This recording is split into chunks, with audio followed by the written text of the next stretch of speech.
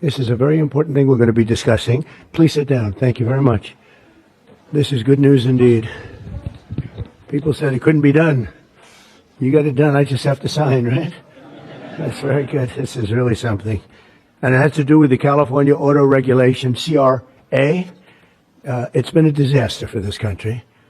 And I want to thank everybody for being here. We officially rescue the U.S. auto industry from destruction by terminating the California electric vehicle mandate once and for all.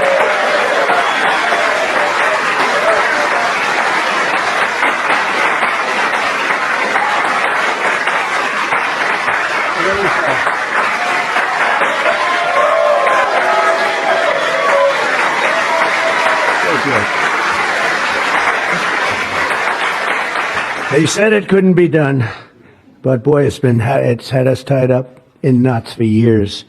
And they'd pass these crazy rules in California, and it would be 17 states would go by them. The automakers didn't know what to do because they're really building cars for two countries. When you have 17 states, you're building cars for two countries. And I want to congratulate you all, the Senate, the House, the whole thing. It's incredible.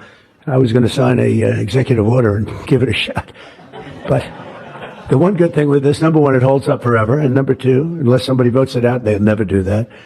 And it's just so much better, huh? It's so much better. That's so great. Very proud of you.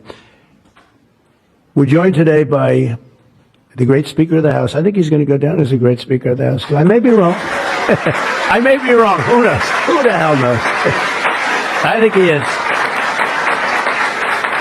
And he's doing something, the only thing I would say is more important than this one, and I'll tell you what, it's almost close. That's how big this is today. But the great, big, beautiful, I added the word great, I used the word.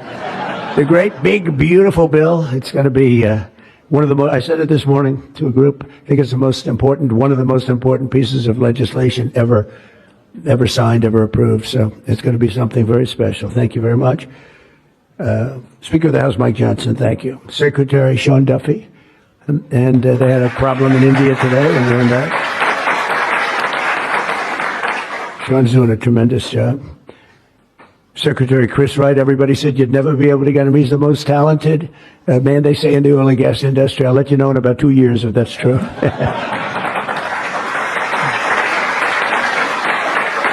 Well, Doug Burgum, I wanted Doug Burgum to head up energy because he was so successful in North Dakota. He's governor.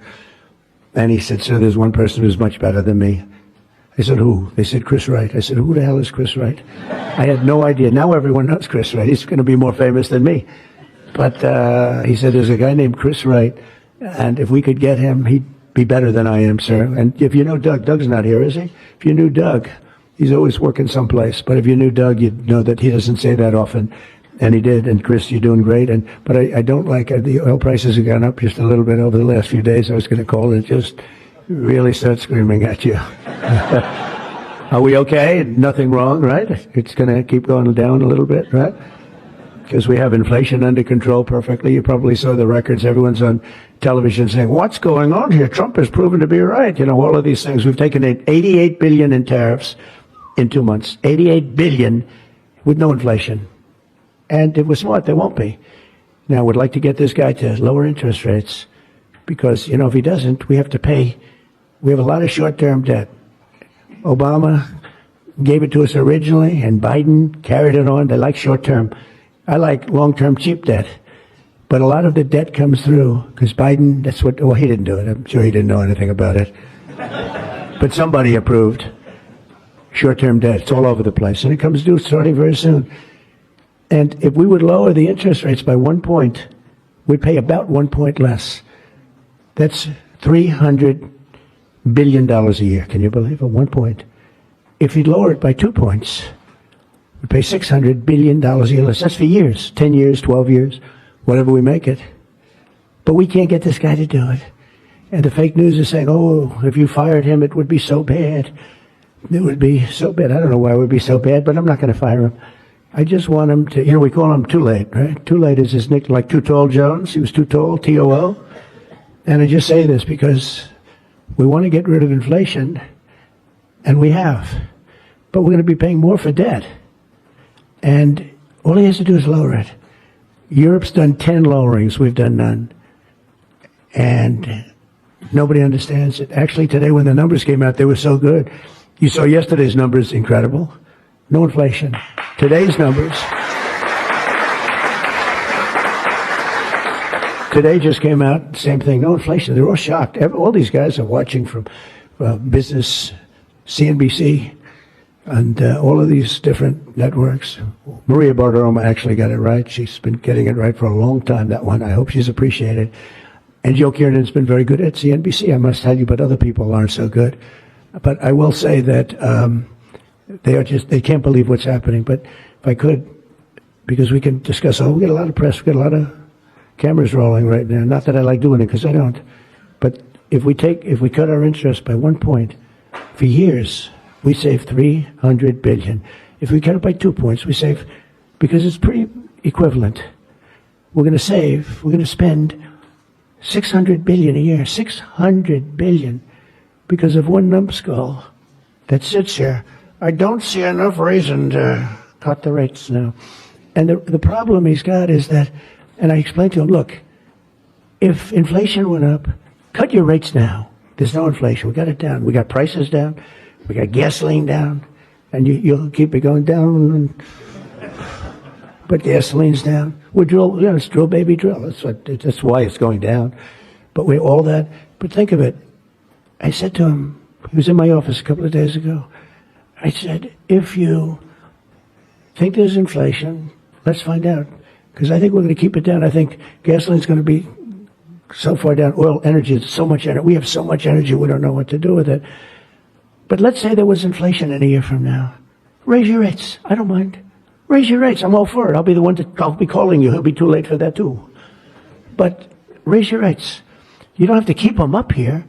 If it's going to go up, I'm okay with you raising, but it's down. And we're going out to financing. And I may have to force something. Somebody said, who's the genius that thought of that? I said, it's me. Unlike Biden, I stay awake at night thinking about how to save our country. He was much better at sleeping than me. He could sleep on a beach. He could sleep on a beach with cameras rolling. I can't do that. But I had an idea. I gave it. They said, we'll go short term for a year. Let this guy get out of office. Somebody will come in, cut it a couple of points, and we'll save ourselves 7, 8, maybe even $900 billion a year. What is he doing? Why doesn't he lower these rates? And with that, we'll get on to the California standard, which is a disaster, okay? So, Chris Wright, you're going to get the numbers down. Thank you very much. Lee Zeldin, one of the most important men in this room. He's the man. I get nervous when I talk to him. He's doing a great job. Nuclear, I say, okay, you can take 2 weeks for that approval. It used to take 20 years, then they wouldn't approve it. Now I say, Lee, nuclear, I'll give you 2 weeks for approval. A coal-fired plant, you only get a couple of days. And oil and gas will give you a week, okay? Something like that. But he's doing it so fast, and we have so many plants being built right now. It's so beautiful to see. And one of the reasons they're coming here is because they have to produce tremendous, especially the AI, they have to produce beyond believable amounts of electricity. And they're doing, I said to them, I think this was more or less my idea. They didn't have the idea only because they didn't think a thing like this was possible. I said, as you build your plant, you're going to become a utility. And you're going to build a separate plant right alongside of it. You're going to build it. You're going to build a plant that produces electricity.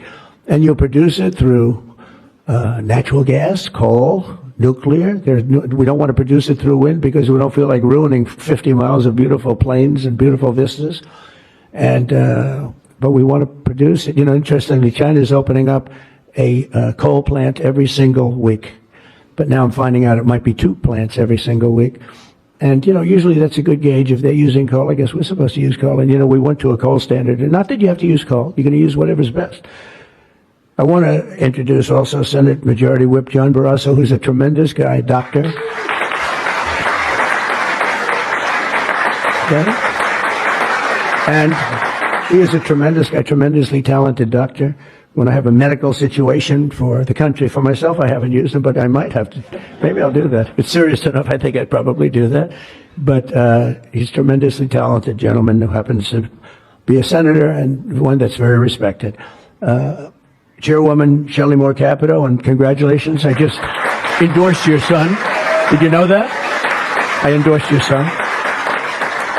I endorsed your son, who's running in West Virginia, and he's great. In fact, he's all Trump all the time. I think much more so than you, actually. You were his largest impediment. No, I'm only kidding. He's all Trump all the time, and he's going to win big, and so congratulate him, okay? He's really been fantastic. So many people have told me. Thank you. And House Majority Leader Steve Scalise, who's a brave man. He went through hell. Steve went through hell. And we have a lot of other people here that I won't be able to because they don't have your name down, and I'm looking and I see people's names. I'll do a couple of you, but thanks as well to Mark Wayne Mullen, Senator. Mark Wayne, thank you. Stand up, Mark Wayne. Don't fight him. He's a serious fighter in a lot of ways, and he's a great guy, too. Thank you, Mark Wayne. Deb Fisher. Deb? Thank you, Deb. Hey. Pete Ricketts, who's going to do very well in the upcoming election. Thank you. Thank you, Pete. John Husted, who's really moving along in Ohio. John, good luck. You're going to do well. All endorsed people. John Curtis, who's doing terrifically. John, thank you. Good job. They all say excellent. What can I say? Good job. And Bernie Moreno, who won a race that was not winnable. They all said it's not winnable. He won in Ohio. They said, you can't win that race. It's a waste of time. You're just wasting your time. Right, Bernie? Wasn't a waste of time, was it? Huh? And he won by like 5 points, too. Won by a lot. Along with Representatives Kevin Kiley, Vince Fong, Jay Obernolte, Doug LaMaffa, Darrell Issa. Where's Darrell? I haven't seen you in such a long time. Look at you. How good you look, huh? Good when you have those big margins. It's easier. John Joyce, great guy. John, thank you. Thank you, John. Dusty Johnson, Morgan Griffith, Troy Balderson. Troy from a place called Ohio. And he played very cute at one time, but then he got, boy, I'll tell you, he's become a good politician. Where is Troy now? Where I haven't seen him used for years. I endorsed you early when he was early and younger. But you still look young, and you've done fantastically good work. Really good work. Claudia Tenney, New York. Claudia. Thank you, Claudia. John James. John James. I don't know. You know, he's running for governor, but I'm not sure I'm happy about that, John. Do we have somebody good to take your seat? Because otherwise we're not letting him run for governor. We can't. You have somebody good, right? Okay. As long as you like him, they'll win. Tracy Mann. Tracy, thank you very much. Thank you very much. Appreciate it. Michael Baumgartner. Michael. Thank you, Michael. Good job. David Rouser. Thank you. Glenn Rothman. Hi, Glenn. Thank you very much, Glenn. Brett Guthrie. Brett. Thank you, Brett. Rudy Yackham. Thank you. Thank you, Rudy. And I want to thank you all. There's some additional people in the room, but we have to get back to this. Is like so big. This is a big one. Under the previous administration, the previous administration, I could go point after point, everything they did, open borders, men playing in women's sports, transgender for everybody, let's go transgender. What a group of people you had over there. They must have hated our country. Under the previous administration, the federal government gave left-wing radicals in California dictatorial powers to control the future of the entire car industry all over the country, all over the world, actually. Because they have to build a car. They can't build 19 different cars called the same thing. And really, it was all over the world what was happening. They approved Governor Gavin Newsom's ridiculous plan to impose a 100% ban on all new gas-powered cars within a very short period of time. Think of this. You couldn't buy any other car except an electric-powered car. And in California, they have blackouts and brownouts. They don't have enough electricity right now to do the job. And countrywide, you'd have to spend $4 trillion to build the firing plants, to be able to, they call them a lot of things, charging plants, firing plants. $4 trillion you'd have to spend. In the Midwest, they built 9 of them. 9 individual, it's like a pump, just like a pump, except instead of gas, electricity comes out. They built 8 of them. $9 billion they spent for 8. 8 little hoses, $9 billion. Now, I'm sure they could have done it for about, one thousandth of that, but even if they did, it's unaffordable. They approved Governor Gavin's ridiculous. It's so ridiculous. By the way, if I didn't bring the military in, Los Angeles would be burning down right now. It'd be burning just like his damn houses burned down because he didn't have the water that he should have had. He had so much water. They have so much water. We had to send in the military to free up the water. And we did that right after the fires. We told them to do it in the first term. But just like that ridiculous plan, this is a plan to ban. Think of it, a plan to ban 100, and they call it the 100% ban on all new gas-powered cars and abolish 75% of the gas-powered trucks. 75%. The trucking industry saw me. They said, sir, it doesn't work. Number one, the trucks are so heavy. They're 2.5 times heavier than a diesel-powered truck. So one of the big truckers owns 28,000 trucks, big company, tremendous company. He said, I go out of business immediately. I'm not going to play games. He said, did you explain these things to the government officials? Like the truck weighs 2.5 times more than a regular truck, a gasoline-powered diesel.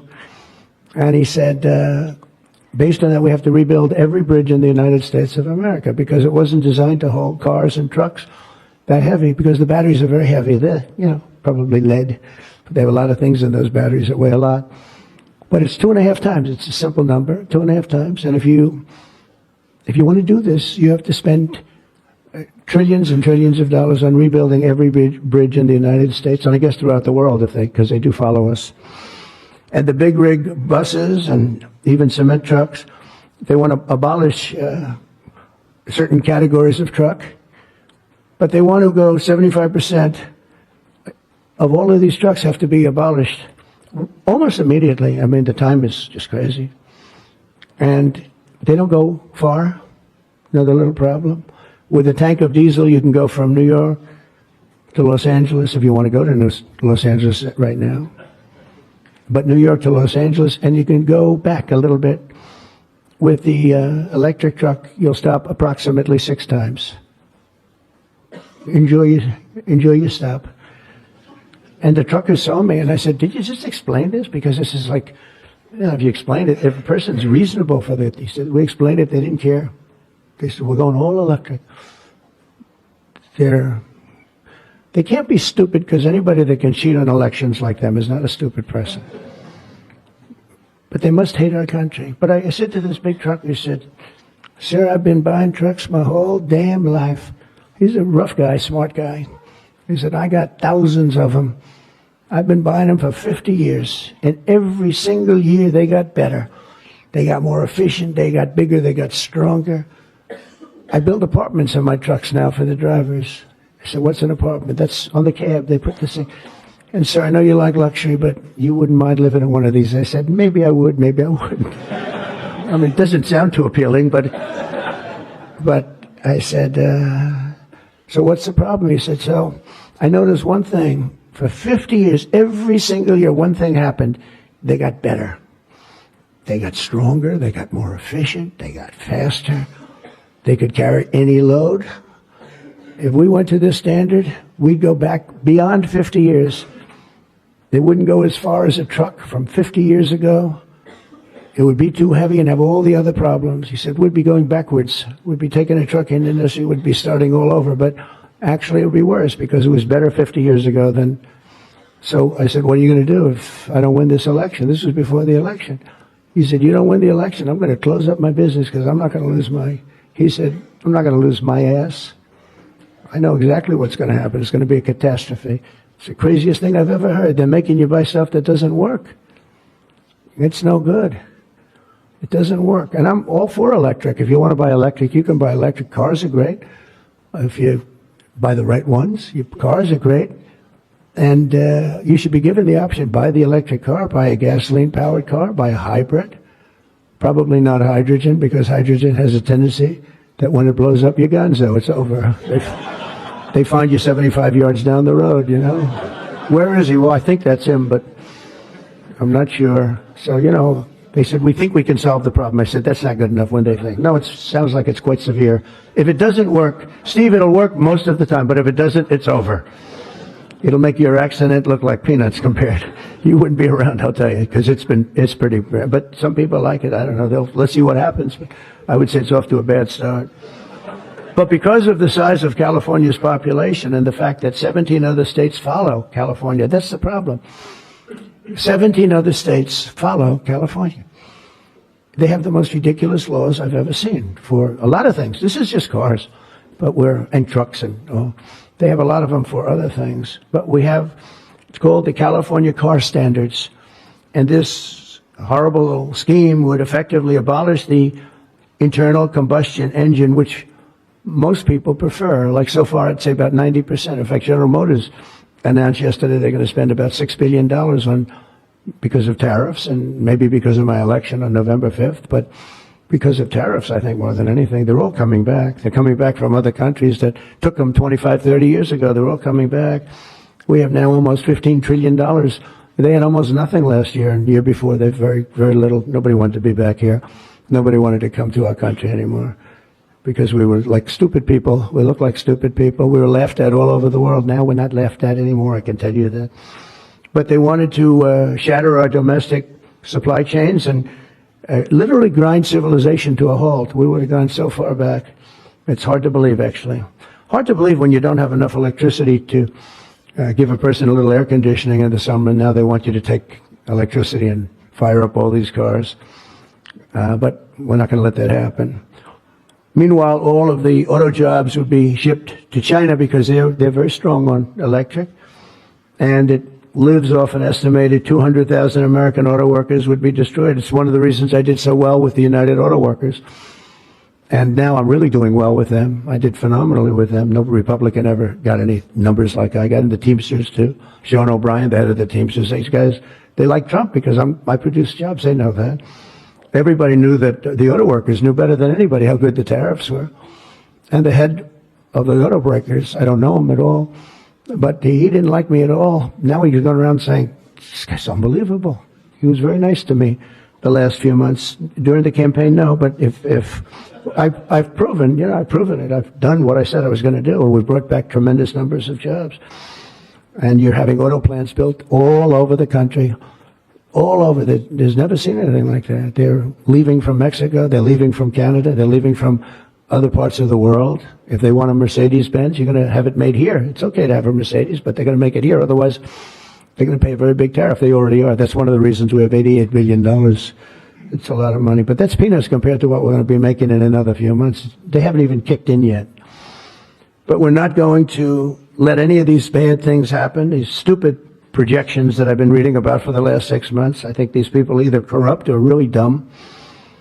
And they're supposed to be economists. In the campaign, I promised to end this disaster, and today our Republican majorities in Congress have delivered. And I don't know, I can't imagine.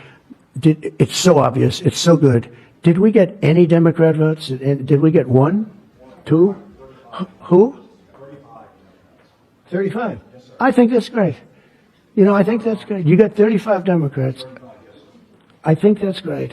That, as far as I'm concerned, one in the Senate. On something that's so good. But who is the one? Well, I shouldn't have asked. I congratulate her. I don't care. I think it's great. It's very interesting. Why did I ask that question, Mr. But in a few moments, I'll sign 3 pieces of legislation that will kill, totally kill. You can't do anything about it. They can't take us to court. They can't do any of the things they can do with the executive orders. And it's permanent. I'll sign 3 pieces of legislation that will kill the California mandates forever, and they're never coming back. Now, the auto companies are the most happy because now they're going to be designing and building one auto. It will be much cheaper. It's a much less expensive. They were showing me, one of the most respected people was showing me that to save a little, like a half a glass of fuel, cost them thousands of dollars with new computers and stop it. The engine has to stop and then turn on and blah, blah, blah. And I said, does it work as well? No, it's terrible. It's terrible. And that's to save a little bit of fuel, this much fuel that Chris Wright can produce with one extra little oil well someplace, right? One little, a small one, a very small one. But think of it. Your cars are going to cost you $3,000, $4,000 less, and you're going to have what you want. And again, you can get any car you want. You can get electric. A lot of people love the electric. They like Tesla. So do I, in all fairness. I like Tesla. And I like others too. But I also like combustion engines. And there are reasons for a lot of things. When I was in Iowa, we had an unbelievable victory, if you remember. Remember? That was nice. You won by like so much. Nobody even talked about anything else. But that was a great victory. But it was unbelievably cold that night. And I was going to watch my victory in the area where I was going to make a speech. And the whole place was littered with cars. I said, what happened? They were electric cars, and they don't work in cold. I said, I didn't know that. And they don't work in extreme heat either. Other than that, they're wonderful. But if you're in a cold climate, how do you do that? But they're electric cars, and I noticed that, and then I didn't pay much attention because we won by about 65 points. So I was more interested in that. But I do remember that scene. I said, what the hell is going on over here? This historic action will also help us reduce inflation and bring down the price of automobiles and electricity very, very substantially. We're building massive electricity right now. It's already started because of that guy right there, Lee Zeldin. By far the most important man in the room, Mr. Speaker. Stand up, Lee.